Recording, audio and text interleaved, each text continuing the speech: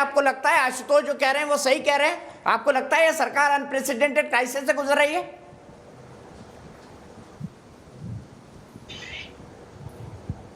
आपका सवाल किनसे था दीपक जी? किससे है ये प्रश्न? क्या प्रश्न मुझसे है? अच्छा दीपक जी, मैं तो यही कहूंगा कि मोदी 2.0 ने एक से एक काम किया है। राष्ट्रीय एकता अखंडता अक्षुण्ण रखने के अलावा इतने बड़े वैश्विक महामारी के बावजूद भी अर्थव्यवस्था को इतने अच्छे नियंत्रण में किया गया है कि मैं समझता हूं कि मोदी 2.0 गवर्नमेंट इस मामले में काफी सफल रही है। जब पूरे दुनिया की अर्थव्यवस्था डवाडोल है तो हिंदुस्तान की भी गिरी है, लेकिन बेपटरी नहीं हुई है। और हमने रिकॉर्ड टाइम में 2 वैक्सीन बनाए हैं। हमने कोरोना पे नियंत्रण करने के लिए अपनी स्वास्थ्य व्यवस्था को मजबूत की है। रहा थोड़े हताहत होने की चीज तो ये वैश्विक महामारी थे, ये मानना पड़ेगा। हम पूरे इतने बड़े जनसंख्या को निःशुल्क वैक्सीन दे रहे हैं और ऐसे में माननीय प्रधानमंत्री जी अगर सोचते हैं कि मंत्रिमंडल विस्तार की जरूरत है तो निश्चित ही ये कैबिनेट के लिए उनको शुभकामनाएं, उनकी प्रेरोगेटिव है, उनको मिलेगी। और जहां तक रह गया आशुतोष जी और रागिनी जी की बात, तो ये लोग एक छटपटाहट में एक प्रलाप मोड में चले जाते हैं, यानी कि जो भी कुछ पूछा जाए उसको एक अलग दिशा में ले जाते हैं। हमें लगता है कि हर मौके पर इस तरह की बेबुनियाद बेमतलब की राजनीति उचित नहीं होती।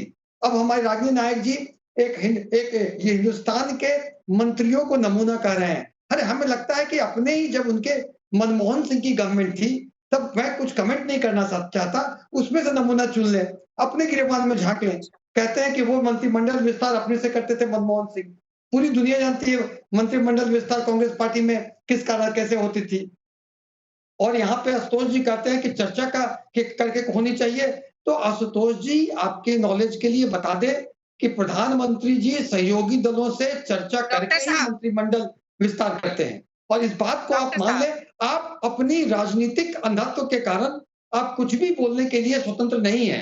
आपने कहा ठीक है अपना ओपिनियन दिया, लेकिन ओपिनियन देने में आप पूरे फैक्ट से बेपटरी नहीं कर सकते हैं।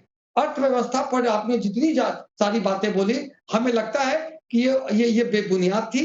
अर्थव्यवस्था पूरे दुनिया की वैश्विक मंदी चलते हुए भी डॉक्टर साहब आप बहुत नहीं आपने बहुत लंबा अपना ये प्रवचन दे दिया। देखिए आप सुनाए तो आलाप।